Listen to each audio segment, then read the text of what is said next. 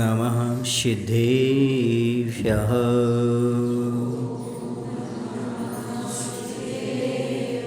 ॐ नमः सिद्धेभ्यः।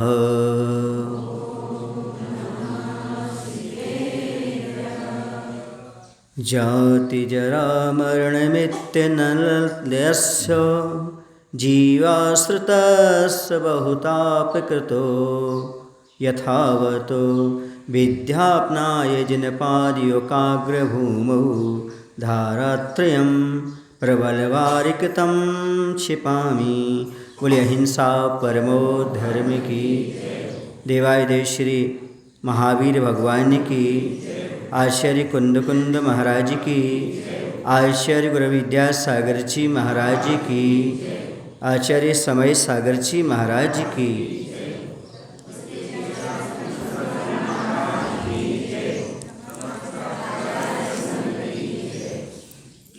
आज हम पूजन के बारे में समझेंगे। हम पूजन तो करते हैं, लेकिन पूजन को हमने रूढ़ी और परंपरा मान रखा है। जल क्यों चढ़ाते हैं, चंदन क्यों चढ़ाते हैं, इसके बारे में समझने की आवश्यकता है।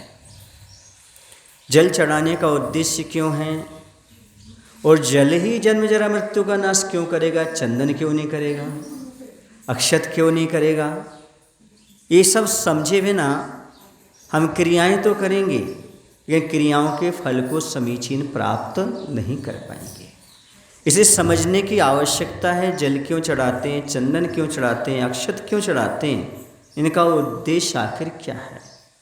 तो आचार्य पद्मनंदी पंचवस्त्रिका ग्रंथ में लिखते हैं, जातिर्जरा मरणमित्यनलत्रयस्य जीवाश्रितस्य बहुतापकृतो यथावत् विद्यापनाय जिनपादयोगाग्रभूमौ धारात्रयं प्रबलवारिकतं क्षिपामि।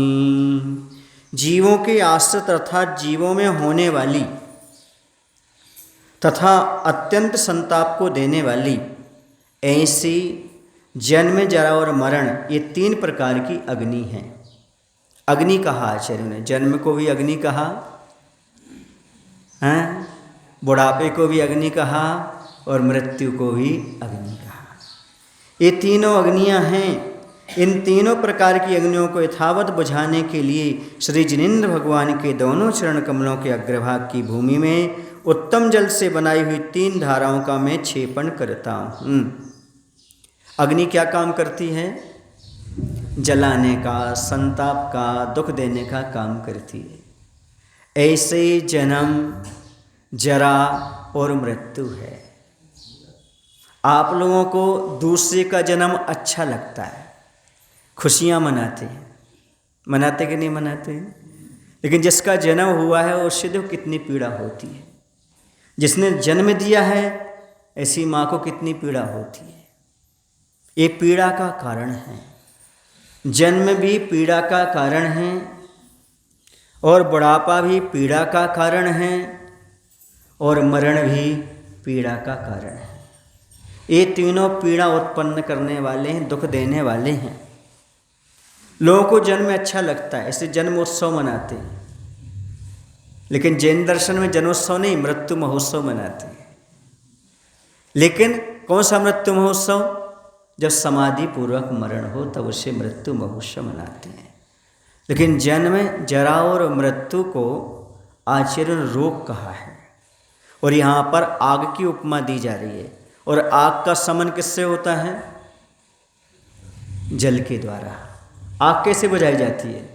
जल के द्वारा। और जल ज्ञान का प्रतीक होता है। किसका प्रतीक होता है? ज्ञान का। ज्ञान के माध्यम से ही हम जन्म जरा मृत्यु को नष्ट करते हैं। पीयूष है विषय विरोचना है, पीतेषु शीघ्र मृत्यु चिर वेदना है, संजीवनी सुख करी जन भारती है। आचार्य ने लिखा है कि जनवाणी है सुख करी जन भारती है, पीतेषु शीघ्र मृत्यु चिर वेदना है, संजीवनी सुख करी जन भारती है। इसको पीने से जन्म जरा मृत्यु रूपी रोग नष्ट हो जाते जिन वाणी को ज्ञान का पान करने से। इसलिए ज्ञान जल का प्रतीक होता है।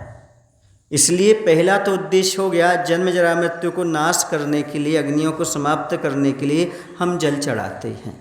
इसे 3 धाराएं छोड़ते हैं, जन्म जरा मृत्यु विनाशनाय जलम निर्वापामिति स्वाहा। दूसरा है ज्ञानावरणीय कर्म को नष्ट करने के लिए। जब तक ज्ञानावरणीय कर्म रहेगा तब तक जन्म जरा मृत्यु का क्षय हो ही नहीं सकता। इसलिए ज्ञानावरणीय कर्म का क्षय करने के लिए भी हम क्या करते हैं, जल चढ़ाते हैं। दूसरा, निशंकित अंग को प्राप्त करने के लिए भी हम जल चढ़ाते हैं। जो अष्टद्रव्य हमारे हैं, ये अष्टकर्म को नष्ट करने के उद्देश्य है, हमारे अष्टकर्म नष्ट हो जाएं। दूसरा, हमें निशंकित आदि 8 अंग प्राप्त हो जाएं, इसलिए भी यह अष्टम वस्तु हमें प्राप्त हो जाए, इसलिए भी हम 8 द्रव्य चढ़ाते हैं। समझ गए उद्देश्य क्या है? 8 कर्मों का नष्ट करना, अष्टांग का प्राप्त करना या अष्टम वसुधा का प्राप्त करना, तब हम ये अष्टक चढ़ाते हैं। 8 आपके पास द्रव्य होते हैं, भगवान के सामने चढ़ाते हैं जिन अष्टक। तो ज्ञान जल से क्या, ज्ञानावरण कर्म का क्षय करने के लिए और निशंकित अंग को प्राप्त करने के लिए। जब हमारे पास ज्ञान होगा समीचीन, तभी तो हम जाकर के निशंक हो पाएंगे, शंका से रहित हो पाएंगे। अधूरा ज्ञान शंका पैदा करता है और सम्यक ज्ञान शंका को दूर करने वाला होता है। इसलिए भी हम क्या चढ़ाते हैं, जल चढ़ाते हैं। और जल कैसा होता है आपको मालूम है? जल घुलने मिलने के स्वभाव का होता है, सबसे घुल मिल जाता है। घुल मिल जाता है कि नहीं घुल मिल जाता है? जल बड़ा तरल होता है, प्यास को बुझाने वाला होता है। ऐसा हम अपने जीवन में स्वभाव प्राप्त करें, ये जल चढ़ाने का मायना है कि हे भगवान, अनादिकाल से जन्म जरा मृत्यु रूपी रोग लगे हुए हैं, इनको नष्ट करने के लिए हम क्या चढ़ा रहे हैं, जल चढ़ा रहे हैं। और कोई उद्देश्य नहीं है जल चढ़ाने का, मात्र हमारा ज्ञानावरणीय कर्म क्षय हो जाए, जन्म जरा मृत्यु का नाश हो जाए, इसलिए हम जल चढ़ाते हैं। क्योंकि ये संताप देने वाले हैं तीनों चीज़ें, जन्म जरा और मृत्यु। बुढ़ापा तो सब जानते ही हैं, अर्ध मृतक सम बूढ़ापनो कैसे लखें रूप आपनो। बुजुर्ग आदमी को जब चल फिर नहीं पाता तो 2 लोग उठाते हैं। आज सोचो विचार करो, बूढ़े पने को, बुढ़ापे को आधा मरा क्यों कहती है, अर्ध मृतक सम क्यों कहती है? बोलो क्यों कहते हैं अमित? हाँ, क्योंकि मरे को 4 उठाते हैं और बूढ़े को 2 उठाते हैं, तो आधा हो गया ना। तो कैसा हो गया? अर्ध मृतक सम बूढ़ापना, आधे मरे के समान वह बूढ़ापना हो जाता है। क्योंकि वहाँ पर 2 व्यक्ति उठाते, उसको 4 व्यक्ति उठाते हैं। दूसरा, वह कितना कष्ट उठाता है, बुढ़ापे में बहुत दुख होते हैं। सब कुछ धन दौलत कमा करके सारी व्यवस्था करके रख दो, पर बच्चों के मिजाज समझ में नहीं आते। क्या नहीं आते?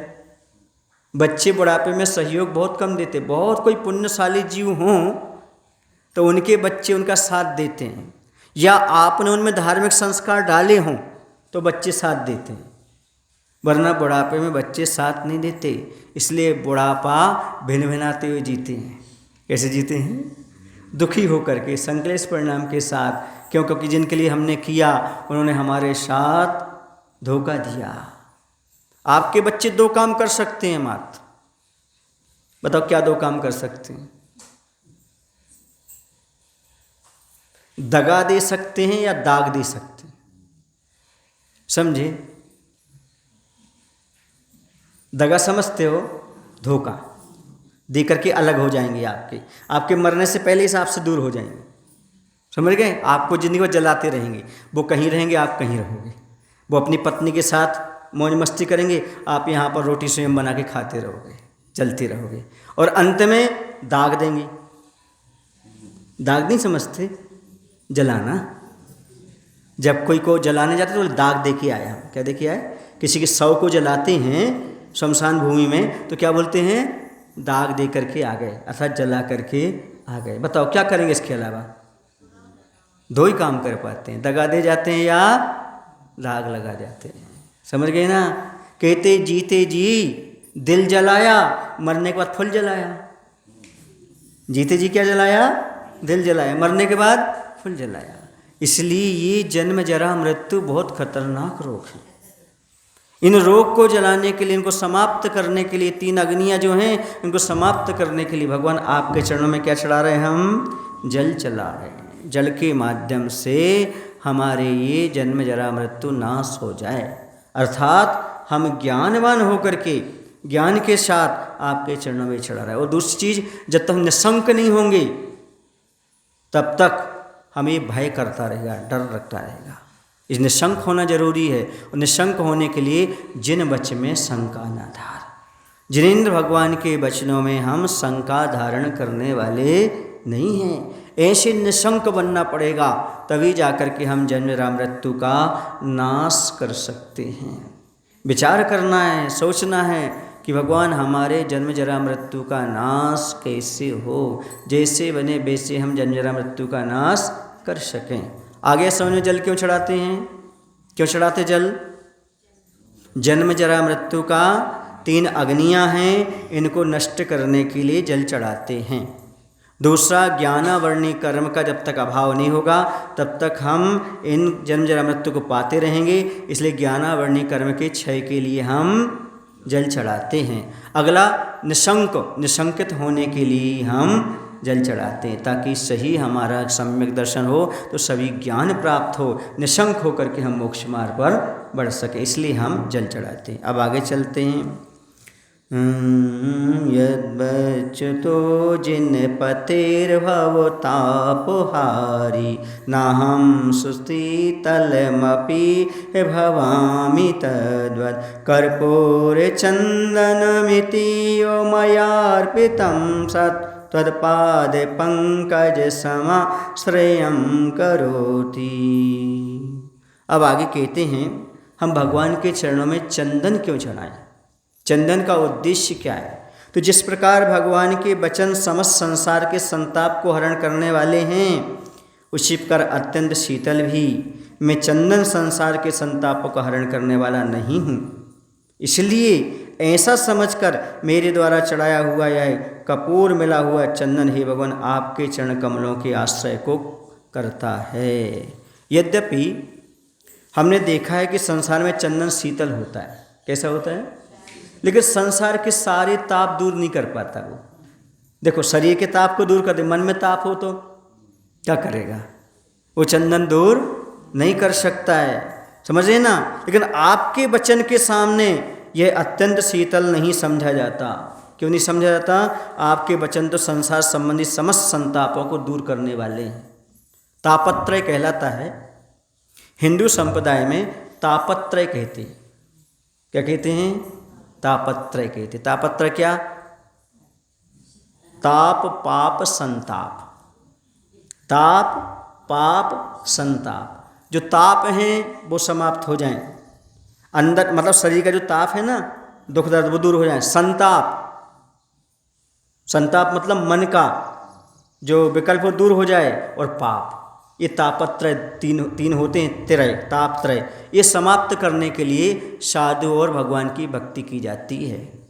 समझ गए ना? चंदन से अकेला बाहर का ताप दूर होता है, संताप और पाप दूर नहीं होता। लेकिन भगवान के चरणों में चंदन चढ़ाने से पाप, ताप, संताप तीनों नष्ट हो जाते हैं। बाहर के दुख भी दूर होते हैं, मन का संताप भी दूर होता है, और पाप भी क्षय को प्राप्त होते हैं। इसलिए हम भगवान के चरणों में क्या चढ़ाते हैं? चंदन चढ़ाते हैं। चंदन चढ़ाने का उद्देश्य ही है कि हमारा इस प्रकार का, क्या बोलते हैं आप लोग चंदन चढ़ाते समय? संसार ताप विनाशनाय चंदन नृपामते स्वाहा। संसार का ताप जो है, दुख जो है, वह दूर हो जाए, इसलिए हम चंदन चढ़ाते हैं। समझ में आ रहा ना? हाँ। और चंदन जो होता है ना, वो सबको निर्विकल्प होकर के, भेदभाव से रहित होकर के सबको खुशबू लुटाता है। चंदन घिसे जाने पर भी, समझ रहे ना, लेकिन फल की इच्छा नहीं रखता। चंदन फल की इच्छा नहीं रखता, इसलिए निकांक्षित अंग का प्रतीक है। पहला सम्यसन का कौन सा अंग था? निशंकित अंग। ये कौन सा है? निकांक्षित अंग। मैं कोई आकांक्षा नहीं, भगवान आपकी भक्ति करते हुए मैं संसार सुख की कोई आकांक्षा ना रखूं, इसलिए मैं आपके चरणों में चंदन चढ़ाते हुए ऐसी भावना कर रहा हूं कि मेरे जीवन में निकांक्षित अंग उत्पन्न हो जाए। और निर्विकल्प कब होंगे हम? जब दर्शनावरणी कर्म का क्षय होगा, क्योंकि दर्शन दशा में ही निर्विकल्पता होती है। इसी दर्शनावरणी कर्म का क्षय करने के लिए, निकांक्षित अंग की प्राप्ति के लिए और संसार ताप को नष्ट करने के लिए हम भगवान के चरणों में चंदन चढ़ाते हैं। कहते ना, भवताप विनाशनाय चंदनम नृपामते स्वाहा। अब समझ में आया ना क्या क्या प्राप्ति, क्या क्या उद्देश्य। अभी तक आप इतना तो पढ़ते आए हैं, भवताप विनाशनाय चंदनम नृपामते, लेकिन आपने कभी चिंतन नहीं किया कि दर्शनावरणी कर्म भी नष्ट हो। सोचा कभी? नहीं सोचा। कभी निकांक्षित अंग प्राप्त हो, ऐसा सोचा? अब ये तीनों चीज़ें एक साथ रखना, दर्शनावरणी कर्म का क्षय हो और निकांक्षित अंग की प्राप्ति हो और साथ ही साथ भवताप का नाश हो जाए। समझ गए? ये भवताप का नाश हो, इस प्रकार के भाव रखना, विचार करना कि हे भगवान इस प्रकार का हमारे साथ। जो क्या होता है, चंदन जो होता है वो भेदभाव नहीं रखता। गरीब के हाथ में, अमीर के हाथ में, सबके हाथ में खुशबू देता है। समझ गए ना? तो भेदभाव रहित होकर के चंदन जैसे गुण को भगवान से प्रार्थना करो, हे भगवान मैं चंदन के गुण को कब पा पाऊंगा? जब घिसे जाने पर, पिटे जाने पर भी सबको खुशबू लुटाऊंगा। ऐसा हमारा व्यक्तित्व कब बनेगा कि हमें जो कष्ट भी पहुंचाए तो भी हम सुगंधि फैलाएं। ऐसा भाव अपने मन में आना चाहिए, ऐसा चिंतन अपने मन में आना चाहिए भगवान की भक्ति करते समय। समझ गए ना? भक्ति तो करते हैं हम, प्राय करके भक्ति भी करते हैं, उतनी कष्टाई भी आ जाती। समझ गए ना? तो भाव ताप का नाश करने के लिए हमारे लिए इस प्रकार का विचार, इस प्रकार का चिंतन करना चाहिए। हम जहाँ भी रहें खुशबू बिखेरें, जहाँ भी रहें भेदभाव रहित होकर के रहें, तो अपने आप में अलग ही आनंद आता है। ये बताओ, जब आप के नगर में मीटिंग चलती है तब आपके आने का इंतज़ार होता है या मीटिंग में आप बैठे हो तो आप भाग जाओ, ये इंतज़ार होता है? कुछ लोग ऐसे होते हैं, मीटिंग नहीं जानते, मीटिंग में कुछ लोग इंतज़ार करते हैं, वो आ जाएं तो मीटिंग शुरू करें, क्योंकि अच्छे आदमी हैं वो कुछ ऐसे बैठे बातें करते रहते हैं जो उलझाने की, ये कब जाए ऐसे भाव आते हैं। मीटिंग को बिगाड़ दिया उसने, सारा किरकिरा कर दिया, माहौल बिगाड़ दिया, वातावरण दूषित कर दिया। तो सोचो, चंदन जैसा कि हमारा स्वभाव है कि हम सभा में बैठे तो सभी को अच्छा लगे।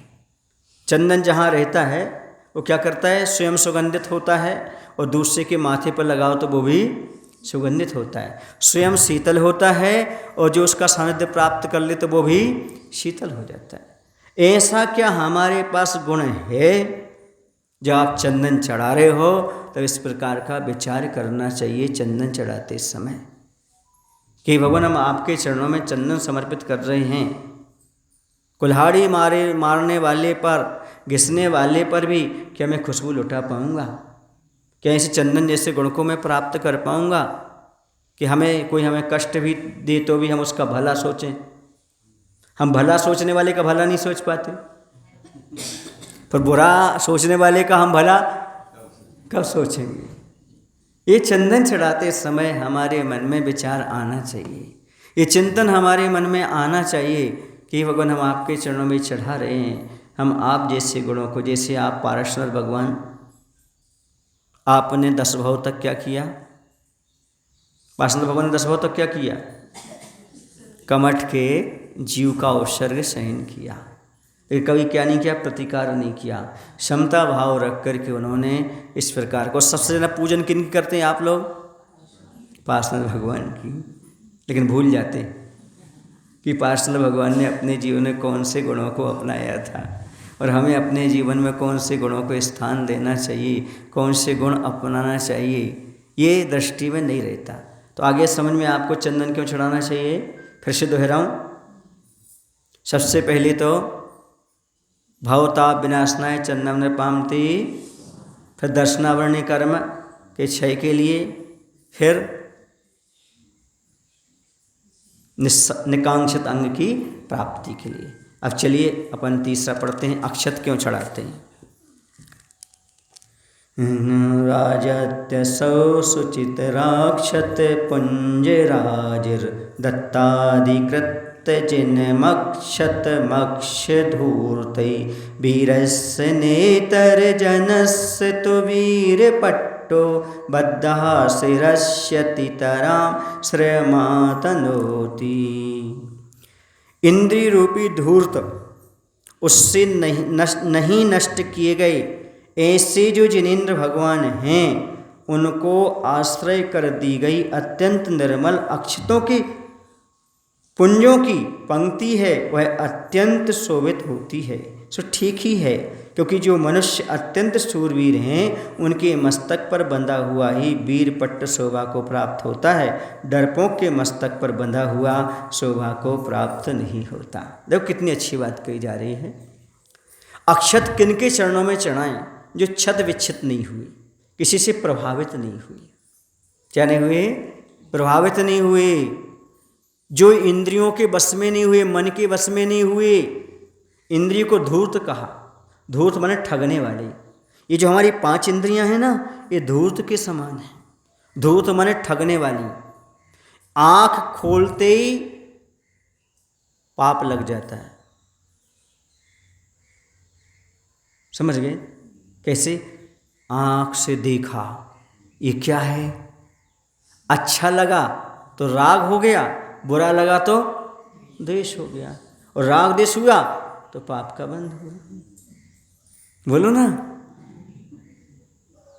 कोई चीज आपने स्पर्श की, अच्छी लगी राग, बुरी लगी द्वेष। आपने कोई चीज मुख में रखी, अच्छी लगी तो राग, बुरी लगी तो द्वेष। सूंघने में दुर्गंध आई तो, और सूंघने में अरे कहाँ से आई। ये 5 इंद्रियां जो हैं हमारे, कान सुनने में भी अच्छा बुरा, अच्छा गाना बुरा गाना, गाली भजन गीत सम्मान, इन सब से सुन करके जो राग द्वेष होता है वो किसका बंध कराता है, पाप कर्म का बंध कराता है। इसलिए आचार्य कहते धूर्त हैं 5 इंद्रियां, जिनके विषयों का तुम सेवन कर रहे हो, ये 5 इंद्रियां धूर्त के समान हैं, अर्थात तुम्हें छलने वाली, ठगने वाली हैं। इन इंद्रियों के विषयों के चक्कर में मत पड़ो। जो भी पंचेंद्रिय विषयों के चक्कर में पड़े हैं वह समझो मूर्ख के चक्कर में आकर के जीवन को बर्बाद किए। इसलिए वीतरागी भगवान इंद्रियों से नहीं ठगाए गए, मन से नहीं ठगाए गए, इसलिए उनको वीर पट्ट शोभा देता है, वे वीर हैं। और जो रागी देशी देवी देवता इंद्रियों से ठगाए गए हैं उनको हम अक्षत नहीं चढ़ाते। क्या कहा जा रहा है, सुन रहे हैं आप, क्या कहा अभी पढ़ो। जो मनुष्य शूरवीर है उनके सिर पर बंधा हुआ वीर पट्ट जिस प्रकार शोभा को प्राप्त होता है, उस प्रकार डरपोक के सिर पर बंधा हुआ वीर पट्ट शोभा को प्राप्त नहीं होता। समझ गए ना, परमवीर चक्र। उसी प्रकार जो मनुष्य इंद्रिय रूपी धूतों से अक्षत हैं, अर्थात जो इंद्रियों के बस में नहीं हैं, उन्हीं मनुष्यों के आश्रय से दी हुई यह निर्मल अक्षतों के पुंजों की श्रेणी सुशोभित होती है। किंतु जो मनुष्य इंद्रियों के अधीन हैं उन मनुष्यों के लिए दी हुई अक्षतों के पुंजों की पंक्ति शोभा को प्राप्त नहीं होती। जिनेन्द्र देव ने समस्त इंद्रियों को बस में कर लिया है, इसलिए उनके आश्रय से दी हुई अक्षतों के पुंजों की पंक्ति शोभित होती है। समझ गए ना क्या कहा जा रहा है। अक्षत किनके चरणों में चढ़ाना चाहिए, देवी देवताओं के नहीं, जो इंद्रियों के गुलाम नहीं है, ऐसे परम वीतरागी मुनि और प्रभु के चरणों में अक्षत चढ़ाना चाहिए, क्योंकि वो इंद्रिय विजयी हैं। मुनि महाराज भी कौन है, पंचेंद्रिय विजयी। पंचेंद्रिय निरोध उनके मूल गुण में है, इसलिए वो उन्हें अक्षत चढ़ाइए। या फिर भगवान को चढ़ाइए। क्यों? क्योंकि अन्न अक्षत के पात्र नहीं हैं, क्योंकि उनके पास वीरता नहीं है। अक्षत किनके सामने चढ़ाओ? जो वीर हों। कायरों के सामने अक्षत नहीं चढ़ाते, वे स्वयं छत विच्छत हो रहे हैं। छत विच्छत क्यों होते हैं? अच्छा, सुख दुख के कारण। किसके कारण? सुख दुख के कारण। सुख दुख क्या चीज़ है? साता और असाता। साता साता क्या है? वेदनी। तो कौन से कर्म के क्षय के लिए? वेदनी कर्म के क्षय के लिए क्या चढ़ाते हैं? अक्षत। और हम यहाँ वहाँ अक्षत क्यों चढ़ाते हैं वीतरागी भगवान को छोड़ करके? क्योंकि मूढ़ता में फंस जाते हैं, मूढ़ दृष्टि हो जाते हैं। समझ गए ना?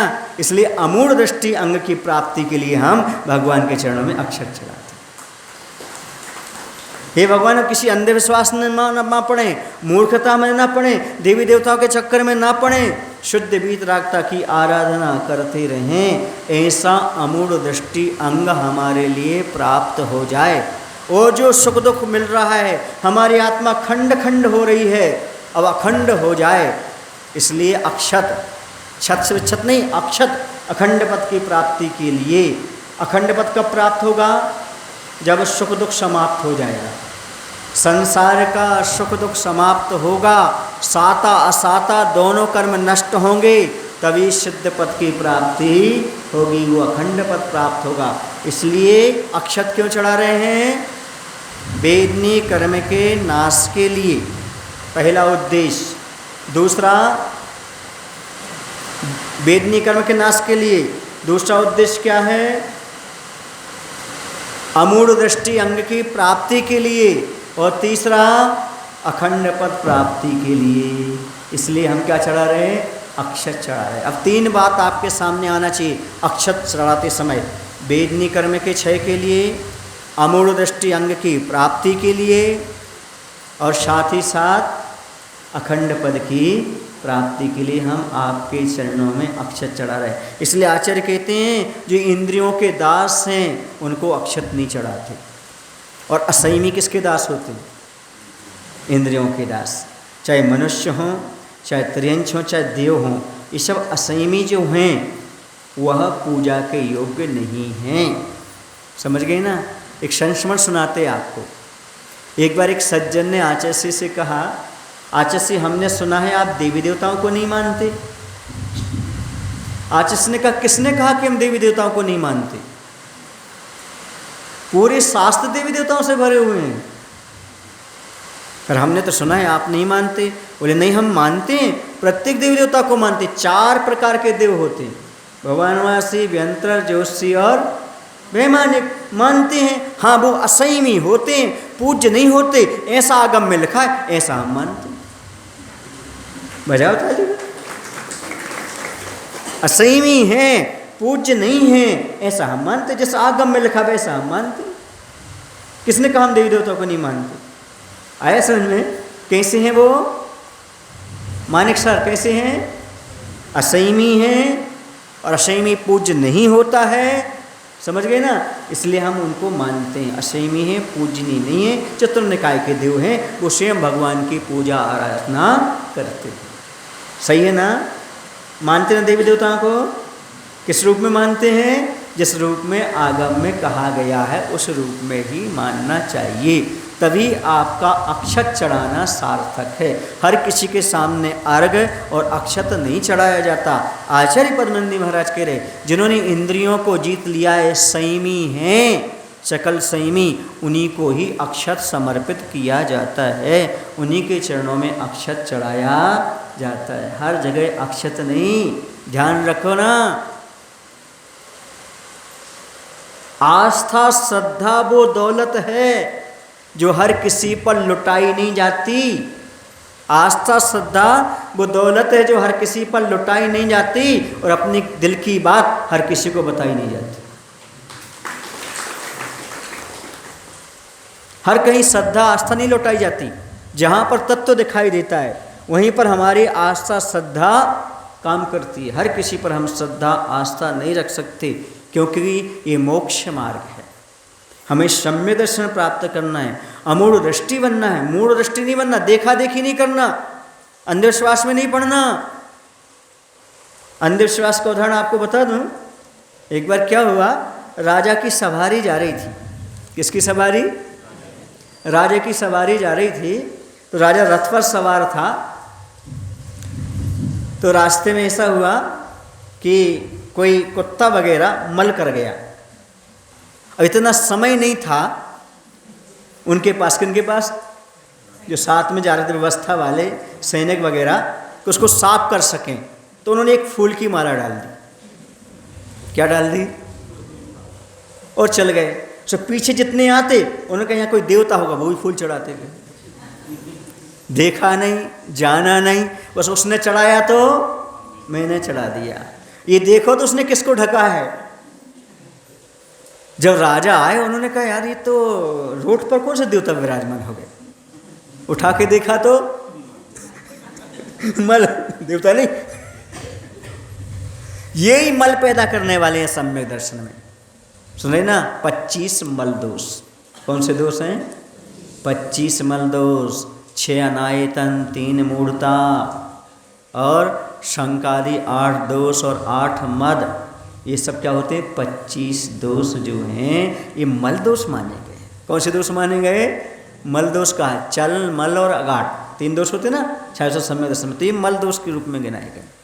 इसलिए देखो, परखो, विवेक रखो, अंधविश्वास मत करो, अमूढ़ दृष्टि बन कर के ही भगवान की आराधना पूजन करो। इसलिए कहा है आचार्य पद्मनंदी जी ने कि हर किसी को वीर पट्ट पहनाना शोभा को नहीं होता और हर सभी की पूजा करना शोभा को प्राप्त नहीं होती। आप शोभा को प्राप्त करना चाहते हैं, सम्यक दृष्टि बने रहना चाहते हो, तो वीतरागी के सामने ही अक्षत चढ़ाना। रागी जो इंद्रिय के वशीभूत है उनको कभी भी नहीं चढ़ाना। क्यों? क्योंकि वेदनी कर्म उनके साथ पर बैठा हुआ है। वो खुद सुख दुख का अनुभव कर रहे हैं, वो आपके सुख दुख का अनुभव कैसे दूर कर सकते हैं? आपकी वेदना को कैसे दूर कर सकते हैं? वो खुद खंड खंड बैठे हुए हैं, आपको अखंड पद कैसे प्रदान कर सकते हैं? विचार करो। जो स्वयं राग देश में पड़ा है वो आपका राग देश छुड़ा सकता है क्या? बोलो। मैं पूछना चाहता हूँ, यदि कोई व्यक्ति जेल में हो और दूसरा व्यक्ति भी जेल में हो तो एक कैदी दूसरे कैदी की जमानत दे सकता है क्या? बोलो। एक कैदी दूसरे कैदी की जमानत ले सकता है क्या? ले सकता है क्या? नहीं ले सकता। ऐसे जो स्वयं राग में पड़ा है वो आपका राग छुटा सकता है क्या? जो स्वयं देश में पड़ा है वो द्वेष छुड़ा सकता है क्या? जो स्वयं असंयम में पड़ा है आपका संयम छुड़ा सकता है क्या? इसलिए विवेक रखो, जो इंद्रियों के वशीभूत हैं उनको अक्षत समर्पित नहीं किया जाता। जिनके पंचेंद्रिय निरोध हो, पंचेंद्रिय को वश में कर चुके हों, उनको ही अर्घ्य समर्पित करना चाहिए, अक्षत समर्पित करना चाहिए। ऐसा यहाँ पर मैं नहीं कह रहा हूँ। कौन कह रहे हैं? आचार्य पद्मनंदी महाराज। मेरा मत नहीं है, मैं तो मैं स्वाध्याय करा रहा हूँ आपको। जो आगम में लिखा है सब वो आपको बता रहा हूँ। वरना आप सोचो विद्यासागर के शिष्य आकर के ऐसी बात कर रहे हैं। ऐसी बात नहीं कर रहा हूँ, लिखा है वो पढ़ के आपके सामने सुना रहा हूँ। वीर पट्ट कायर को शोभा नहीं देता और उनके चरणों में हम अक्षत नहीं चढ़ाते। सीधा कह रहे, हम कहाँ चढ़ाते हैं? जो वीर हों, अर्थात जिन्होंने इंद्रियों की गुलामी को छोड़ दिया, इंद्रियों को वश में कर लिया, मन को वश में कर लिया, ऐसे हम संयमी मुनिराज या भगवान को ही अक्षत समर्पित करते हैं। ऐसा यहाँ पर अक्षरशः यहाँ पर कौन कह रहे हैं? आचार्य पद्मनंदी महाराज कहते हैं। अब समझ में आ गया, फिर से दोहरा देते हैं। अक्षत, छत विक्षत हमारी आत्मा साता असाता सुख दुख के कारण हो रही है, तो वेदनी कर्म के क्षय के लिए क्या चढ़ाते हैं? हम अक्षत चढ़ाते हैं। और अंधविश्वास में पढ़ करके हम यहाँ वहाँ अक्षत चढ़ा देते हैं। इसलिए मूढ़ दृष्टि हैं, हमें अमूढ़ दृष्टि अंग प्राप्त हो। हम सच्चे वीतराग प्रभु के अलावा और किसी को स्वीकार ना करें, अमूढ़ दृष्टि अंग प्राप्त हो और अखंड पद मोक्ष पद की प्राप्ति हो। इसलिए हम क्या चढ़ाते हैं? आपके चरणों में अक्षत चढ़ाते हैं। अब आगे चलते हैं। साक्षात पुष्प सरये सजिनस्तदीनं संपूजयामि शुचि पुष्प सरे मनोगै नान्यं तदाश्रयता किल यत्र तत्र तत्तत्र रम्यमधिकां कुरुते च लक्ष्मीं। ये जिनेन्द्र भगवान साक्षात अपुष्पसर हैं, अर्थात मदन से रहित हैं। पुष्पसर माने होता है मदन, मदन माने कामदेव, काम वासना, विषय भोगों की इच्छा, स्त्री पुरुष में रमण की इच्छा। तो ऐसे भगवान अपुष्पसर हैं अर्थात मदन से रहित हैं। इसलिए मैं इन्हें जिनेन्द्र भगवान का अत्यंत मनोहर ऐसे पुष्पों के हारों से पूजन करता हूँ, किंतु भगवान से जो अन्न हैं वे मदन से रहित नहीं हैं, सहित ही हैं। इसलिए मैं उनकी पूजा नहीं करता, क्योंकि जो चीज़ जहाँ पर होती है वह वहाँ पर मनोहर समझी जाती है, वह वहाँ पर अत्यंत शोभा को प्राप्त होती है। जो जहाँ पर मनोहर वस्तु नहीं होती वह वहाँ पर अत्यंत लक्ष्मी को ही धारण कर सकती है। यह नियम है कि जो चीज़ जहाँ पर नहीं होती है वही वहाँ पर मनोहर समझी जाती है। ये पुष्प जो है कामदेव की शोभा को प्राप्त करते हैं, समझ गए ना, कामदेव के प्रतीक होते हैं। अब जिसके पास पहले ही कामदेव बैठा है तो जहाँ पर वो चीज़ है द्वारा लेकर शोभा को प्राप्त होती है क्या? नहीं होती। भगवान कामदेव से रहित हैं, इसलिए उनके चरणों में ये कामदेव स्वरूप ये पुष्प हम समर्पित करते हैं। समझ आया ना? उन्होंने कितना अच्छा लिखा कि जहाँ पर जो चीज़ है वहाँ पर द्वारा ले जाना, जैसे भूखे को भोजन कराना ठीक है, पर जिसका पेट भरा है उसको भोजन कराना उचित है क्या?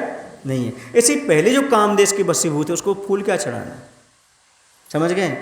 हाँ, ऐसा में क्योंकि भगवान कामदेव से रहित इसलिए उनके चरणों में पुष्प चढ़ा रहे हैं और कह रहे हैं कि वही वहाँ पर शोभा को प्राप्त होती, किंतु जो चीज़ जहाँ पर होती है वह वहाँ पर मनोहर नहीं समझी जाती। पहले से वो है फिर ले जाओ तो उससे कोई मायना सिद्ध नहीं होता और वह वहाँ पर शोभा कोई प्राप्त नहीं होती। श्री जिनेन्द्र से भिन्न जितने भी देव हैं उन सबके पास पुष्प सर है, अर्थात वे सब मदन सहित हैं। इसलिए उनकी पुष्पों की मालाओं से मैं पूजन नहीं करता, क्योंकि उनके चरणों में चढ़ाई हुई फूलों की माला न मनोहर ही समझी जा सकती है और न वहाँ पर शोभा को ही प्राप्त हो सकती है।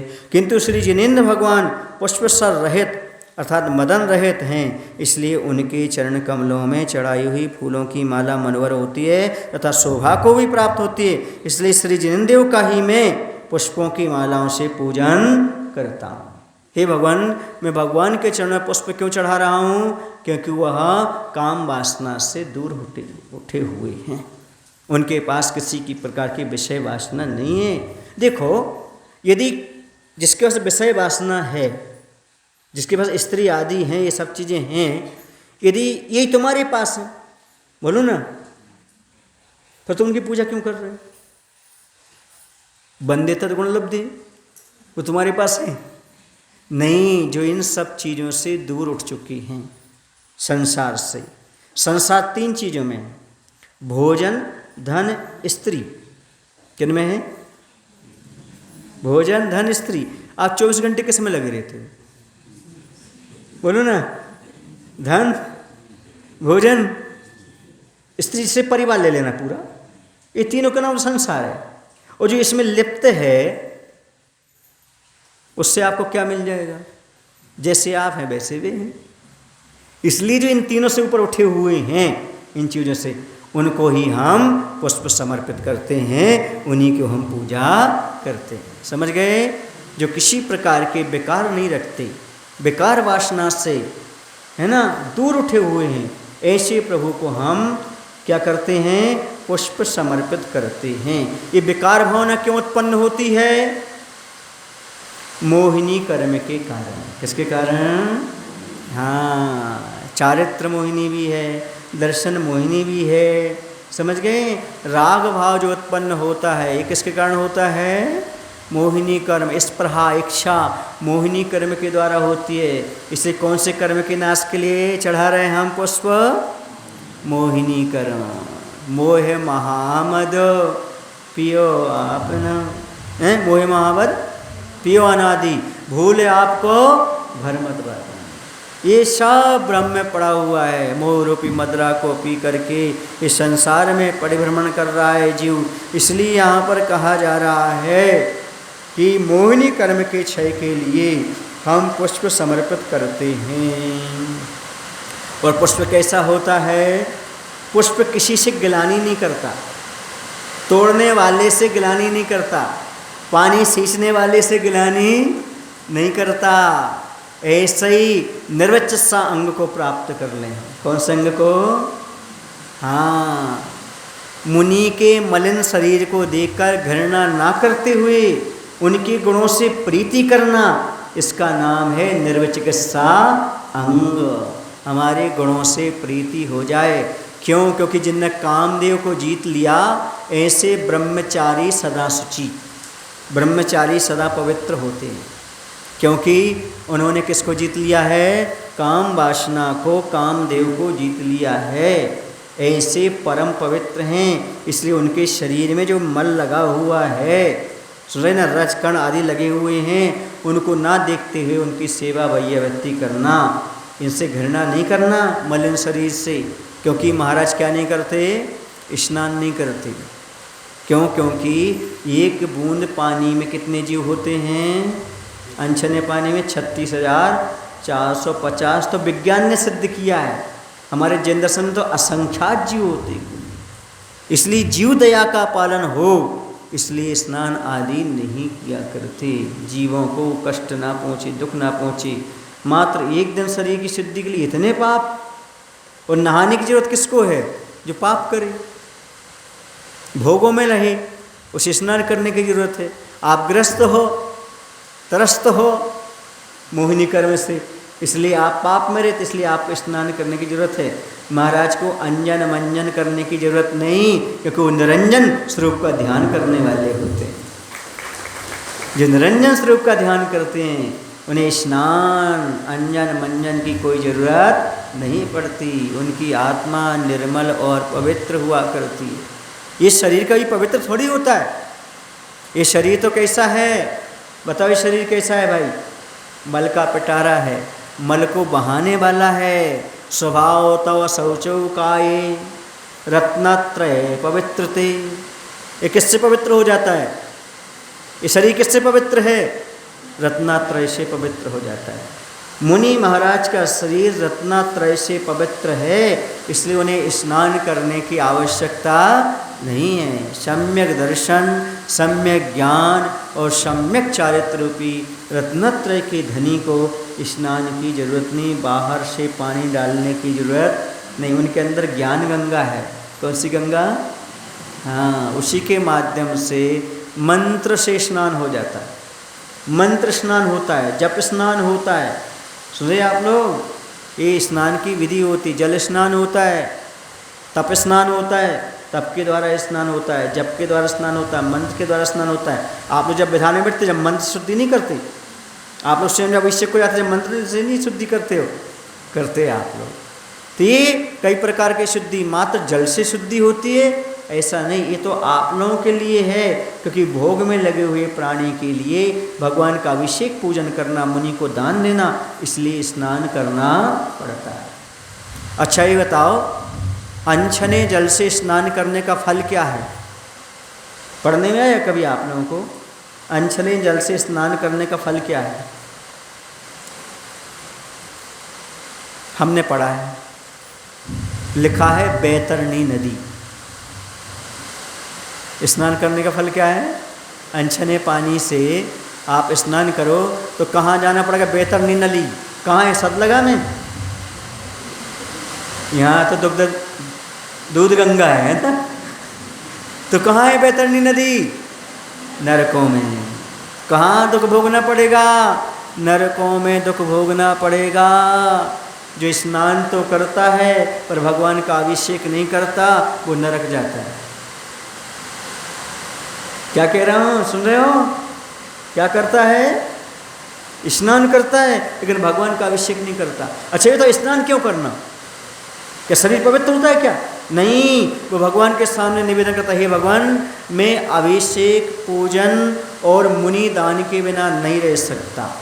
और अभिषेक करने के लिए मुझे स्नान करना जरूरी है, मुनि को दान देने के लिए स्नान करना जरूरी है, इसलिए मैं स्नान कर रहा हूँ। हे भगवान मेरे पापों को क्षय करना, क्षमा करना, क्योंकि मैं ग्रस्त हूँ, इसके बिना मैं रह नहीं सकता।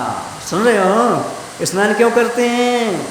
भगवान का अभिषेक करने, पूजन करने और मुनि को दान देने। और जो ये दो काम नहीं करते और स्नान करते हैं, उन्हें कौन सी नदी में जाना पड़ता है? बैतरणी नदी में जाना पड़ता है। बता देना अपने परिजनों को जो यहाँ पर नहीं हो, भाई बंधुओं को, पति को, सबको बता देना कि आप तो स्नान तो रोज करते हो पर भगवान का अभिषेक नहीं करते। तो महाराज ने बताया है वो कहाँ जाते हैं? बैतरणी नदी में। बैतरणी नदी कहाँ है? नरक में। सुन रहे ना? जिन्हें अभिषेक का नियम दिया जाए, जिन्हें पूजन का नियम दिया जाए, रोज आहार का नियम दिया जाए, समझना उन्हें महाराज करुणा करके नरक जाने से बचा रहे हैं। किससे बचा रहे हैं वो? नरक जाने से बचा रहे, करुणा करके। भैया तुम नरक से बच जाओ, क्योंकि तुम इतना पाप कर रहे हो, ना अभिषेक कर रहे हो, ना पूजन कर रहे हो। देखो देवता भी कह रहे, जो महाराज जी कह रहे सही कह रहे, इसलिए वो और तेज बरसने लगे, और तेज बरसने लगे। वो कह रहे महाराज जो कह रहे सही कह रहे, इनकी बात मान लो, क्योंकि कुंतु सागर का पता नहीं है, वो कहाँ रहते कहाँ नहीं, लेकिन बात पते की करते हैं। उनका कोई ठिकाना नहीं है पर बात ठिकाने की करते हैं। समझ गए? ये पानी आपसे कह रहा है, देवता कह रहे हैं महाराज देखो भाई सही है ना? हाँ चलो आगे। तो ये सारा का सारा मोहिनी के कारण होता है। किसके कारण होता है? मोहिनी कर्म के कारण ये जीव क्या करता रहता है? यह काम विषय भोगों में पड़ा रहता है। देखो काम विषय भोग से बाहर निकलने का एक ही तरीका है, भगवान की पूजन में लग जाओ, क्योंकि भगवान की उपासना वासना से बचाती है। किससे बचाती है? वासना से, पाप से बचाती है, क्योंकि हमें भगवान की उपासना करना है। देखो अब वो कह रहा हाँ सही बात कह रहे, उपासना से बचाती है। उपासना काम वासना से बचाती है और काम वासना उपासना से बचाती है। यदि काम वासना में पड़ गए, उपासना भूल गए। हमने कई लोगों को देखा शादी के पहले बहुत पूजन करते हैं। किसके पहले? शादी के पहले बच्चे को बहुत पूजन वगैरह करेंगे, को अभिषेक करेंगे। शादी हो गई तो उपासना छूट गई, वासना में फंस गए। तो वासना उपासना से बचा लेती है और उपासना वासना से बचा लेती है। अब किस में जाना ये आपके ऊपर डिपेंड करता है। यदि वासनाओं से बचना चाहते हो, बुरी विकारों से, बुरी बातों से और बुरी वासनाओं से बचना चाहते हो, तो भगवान की उपासना शुरू कर दो। इन सब चीज़ों से बचे जाओगे। आम के आम, गुठलियों के दाम। समझ गए? इसलिए स्नान करते हो तो याद रखो अभिषेक अवश्य करना चाहिए। और महिलाओं तुम लोग सुन लो, यदि भोजन बनाते हो तो दान अवश्य देना चाहिए। कि भोजन बनाने में भी आरंभ होता है, आग जलाना, ये करना, वो करना। बोलो होता कि नहीं होता? यदि आप स्नान के पाप से बचना चाहते हो तो अभिषेक पूजन करो, और भोजन बनाने के पाप से बचना चाहते हो तो मुनि को आहार दे करके भोजन करो। आम के आम है और गुठलियों के दाम है। करना तो है ही, तुम ग्रस्त हो, उसके बिना रह नहीं सकते। ग्रस्त हो, त्रस्त हो, इसलिए आपके लिए करना तो पड़ेगा। लेकिन आपके लिए क्या करना है? ये चिंतन करना, विचार करना। जब आप कभी क्या चढ़ा रहे हो, पुष्प चढ़ा रहे हो, तो ये विचार अवश्य करना। क्या? काम मान विध्वंसनाय पुष्पम निर्वापामिति। और काम भाव मोहिनी कर्म से होता है। समझ गए ना? हाँ। और गिलानी मोहिनी कर्म का ही भेद है ना? नौकशाय में ना गिलानी, तो गिलानी को जीतना, इसी निर्वचक सांग का भी हम पालन कर सकें। अब सुन लो, पुष्प क्यों चढ़ाते हैं? मोहिनी कर्म के नाश के लिए, निर्वचक सांग की प्राप्ति के लिए और काम भाव के विनाश के लिए हम भगवान के चरणों में पुष्प समर्पित करते हैं। समझ गए? ये भाव रखो। अब जो हमने आपको बता दिया, आज कितने द्रव्य बता दी? 4 द्रव्य। कौन कौन सी? सबसे पहले बताया हमने आपको जल, दूसरे बताया चंदन, तीसरा अक्षय, चौथा पुष्प। अब आपको बताना होगा जल कौन से कर्म के क्षय के लिए चढ़ाते हैं? ज्ञानावरण कर्म का क्षय करने के लिए और निशंकित अंग की प्राप्ति के लिए और जन्म जरा मृत्यु अग्नियों को समाप्त करने के लिए। चंदन क्यों चढ़ाते हैं? दर्शनावरण कर्म के क्षय के लिए, निकांक्षित अंग की प्राप्ति के लिए और भव आताप के नाश के लिए। अक्षत क्यों चढ़ाते हैं? वेदनी कर्म के नाश के लिए, है ना, वेदनी क्षुधा सुख दुख, है ना, वेदनी कर्म के नाश के लिए और अमूढ़ दृष्टि अंग की प्राप्ति के लिए और अखंड पद की प्राप्ति के लिए अक्षत चढ़ाते हैं।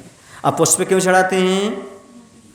मोहिनी कर्म के नाश करने के लिए, निर्वचिक संग की प्राप्ति के लिए और काम भाव को विध्वंस के लिए। ठीक है ना, ये आप याद रखना। अब कल जो बाकी बचा हुआ है कल आपको समझाया जाएगा। बोले महावीर भगवान की जय। आचार्य विद्यासागर जी महाराज जी की जय। बोलो हे प्रभु।